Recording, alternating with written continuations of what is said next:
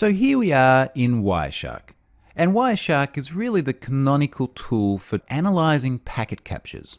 So if you're familiar with a tool like, say, the Fiddler web proxy debugging tool, think about Wireshark as being the equivalent of Fiddler, but running down at that layer 4 network level. Now I've filtered this Wireshark capture down. So you can see in the filter I'm just looking at TCP stream number 18. There's a whole bunch of packets from other protocols that went backwards and forwards over my network interface when I captured this, but I just want to focus on this particular TCP stream. Now let me start by showing you what the actual HTTP request was that resulted in the packets that you see here. So I'm just going to right click on this first item, go down to follow TCP stream, and here we can see the original GET request. It was just a GET request to www.troyhunt.com. We can see the request header there highlighted in red, the response header highlighted in blue, and then the raw response body down beneath that. So this is all it was, a GET request to my website. Let's close that and have a look at the actual packets that went backwards and forwards. The first 3 rows here are the 3-way handshake. Row number 1 we can see SYN, row number 2 is SYN-ACK, and row number 3 is ACK. And if we look at the header of those packets, we can see that this first header has a sequence number of 0. And as you can see via Wireshark here, this is a relative sequence number. So remember, this is to show things in a more human readable format. I'm going to show you the absolute sequence number in a moment as well. Now we can see the acknowledgement number is also 0, also like the diagram just before. Now if I jump down to the SYN-ACK, we can see the sequence number is 0. So remember, this is the initial sequence number of the second host responding, and the acknowledgement number is 1. So that was just incrementing the initial sequence number of the first host. You can also see those hosts in the source and destination columns as well. So the IP address is my machine, that's my internal IP address, and the destination, that google.com address, is because troyhunt.com is hosted on Google's Blogger service. So you can see the flow of data based on the source and destinations. So clearly the SYN-ACK is coming from Google back to my machine.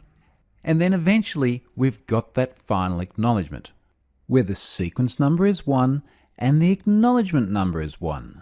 So that's actually completed the 3-way handshake. What that means once that's completed is that my host can then send the GET request. So that's this one here. And when it sends that GET request, it's sending a TCP segment length of 660 bytes.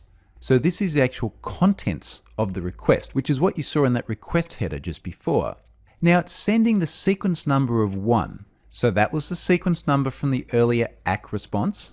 And you can see here that the next sequence number will be 661, which is the sequence number plus the actual size of the packet. And of course, it's sending back the acknowledgement number of 1, which is what Google had sent me back in the earlier SYN-ACK response. Now, if we go down to where Google acknowledges that, we can see the ACK.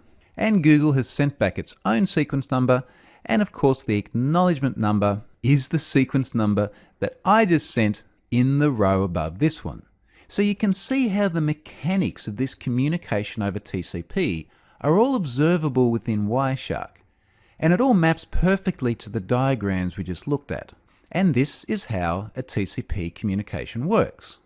Now last thing, I've mentioned relative sequence numbers a few times, and obviously we're seeing relative ACK numbers here as well.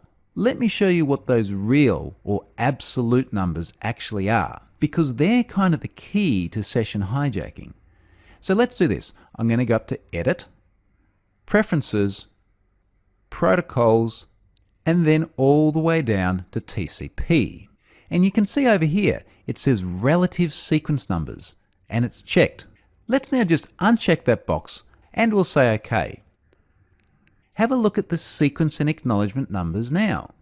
Now we're seeing these 32-bit unsigned integers, the true values.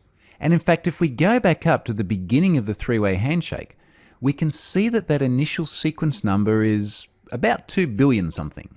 From there, it'll still increment at the same rate as the relative sequence numbers did, because of course that's just driven by packet size. But the point is that this is a pseudo-random number that shouldn't be predictable. Now that's where session hijacking at the network level gets a bit interesting. So let's move on and start to look at some of the ways that TCP communications can be exploited by session hijacking.